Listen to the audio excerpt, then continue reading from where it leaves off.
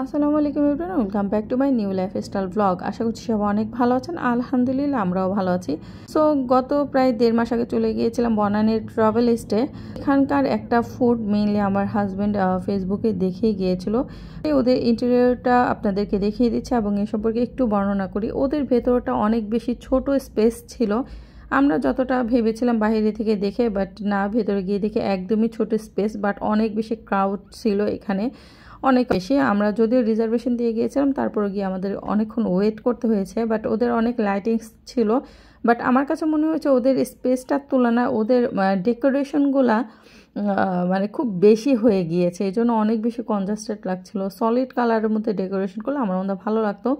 আর কি আমরা এই তো অর্ডার দিয়ে দিয়েছিলাম, এটা ওদের মেনু কার্ডটা কিন্তু খুবই ইন্টারেস্টিং, তাই না? আমি এ পর্যন্ত অন্য কোথাও গিয়ে এই টাইপসের মেনু কার্ড পাইনি।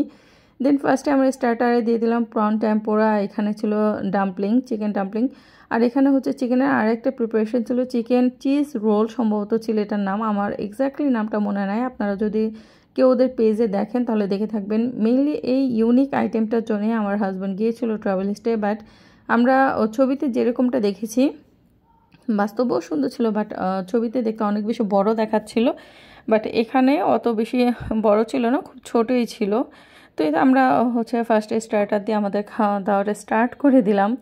আর অবশ্যই আমি যেহেতু ফুড রিভিউয়ার না, এবং অবশ্যই আমার যেহেতু ছোট একটা চ্যানেল, আর যেখানেই গিয়েই খাবারের রিভিউ শেয়ার করি আপনাদের সাথে, বা ওভারঅল আমার যে এক্সপিরিয়েন্সটা সেটা শেয়ার করে, অবশ্যই 100% অথেন্টিক একটা এক্সপিরিয়েন্স আমি আপনাদেরকে দেওয়ার ট্রাই করি। যেহেতু ফুড ব্লগার না বা ফুড রিভিউয়ার না, পেড প্রমোশনের কোনো ব্যাপার স্যাপার এখানে নেই। সো দ্যাট এখানে হচ্ছে আমার মিথ্যে বলারও কিছু নেই।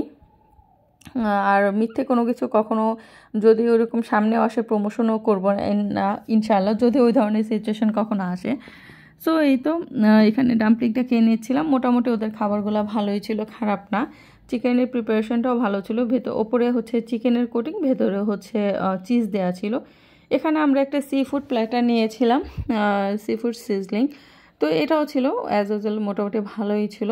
আর এখানে আমরা হচ্ছে চিকেনের হচ্ছে আরেকটা প্রিপারেশন অর্ডার করেছিলাম, এটার নামটা এখন আমি ভুলে গেছি আসলে, অ্যাকচুয়ালি ওইভাবে নামগুলো মনে নাই। আর এখানে সুশি ছিল, এটা অনেক বেশি মজা ছিল খেতে। আর এখানে হচ্ছে আমার যে ননদ ছিল, ও আর কি রিলস বানানোর জন্য এখানে একটা ভিডিও নিচ্ছিল। তো এই তো আমরা হচ্ছে খাওয়া দাওয়া করলাম। আর আমরা বেশ অনেক রাতেই গিয়েছিলাম ওইখানে, আর গিয়ে অনেকক্ষণ ওয়েট করতে হয়েছে আর কি। যাই হোক, আমি ওদের ভেতরকার যে এরিয়াটা এত বেশি স্পেস কম, এটা দেখে অনেক বেশি ডিসঅ্যাপয়েন্টেড হয়েছে। ওভারঅল এমনিতে খাবার দাবার ভালোই ছিল, আর প্রাইসও মোটামুটি হাই ছিল। যেহেতু বনানীতে রেস্টুরেন্ট, অবশ্যই প্রাইসটা অনেক বেশি থাকবে, এটা নর্মাল। আর এই তো ওদের রাইসটাতে আমার কাছে একটু বেশি লবণ মনে হয়েছে, কারণ এখানে অনেক টাইপের আর অনেক পরিমাণে বেশি সস ইউজ করা হয়েছিল। লাস্টলি আমরা হচ্ছে গুলশানের আরেকটা চকলেট রুম, ওইখানে গিয়ে ক্যাফে, ওইখানে গিয়ে ডেজার্ট খেয়ে, চকলেট বোমটা খেয়ে আমাদের খাওয়া দাওয়ার পর্ব শেষ করি। তো আজকের ভিডিওটা এই পর্যন্তই ছিল, আশা করছি ভালো লেগেছে। হবে আমার নেক্সট কোনো লাইফস্টাইল ব্লগে, হয়তো অন্য কোনো রেস্টুরেন্ট অথবা লাইফস্টাইল নিয়ে কোনো ব্লগ। সবাই ভালো থাকবেন, আল্লাহ হাফেজ।